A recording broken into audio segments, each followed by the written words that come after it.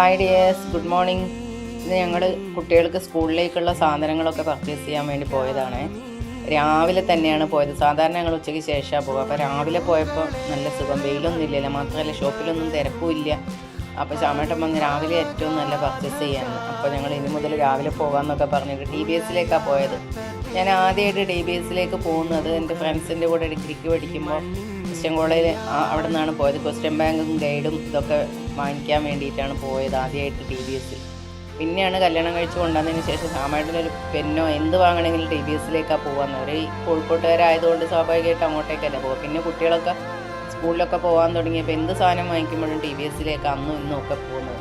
ഇവരുടെ കൂടെ ഈ സാധനങ്ങളൊക്കെ വാങ്ങിക്കാൻ വേണ്ടി പോകുമ്പോൾ നമുക്ക് നമ്മളെ സ്കൂൾ കാലഘട്ടം ഓർമ്മ വരും. കാര്യം നമ്മളൊന്നും ചെറുതാകുന്ന സമയത്ത് നമ്മൾ പാരൻസിൻ്റെ കൂടെ, ഞാനൊന്നും അങ്ങനെ പോയിട്ടില്ല, കുറേ വലുതായ സമയത്താണ് എന്തെങ്കിലുമൊക്കെ വാങ്ങിക്കാൻ വേണ്ടി പോയത്. പാരൻസ് വാങ്ങിച്ചു തരും, നമ്മളത് കൊണ്ടുപോകും.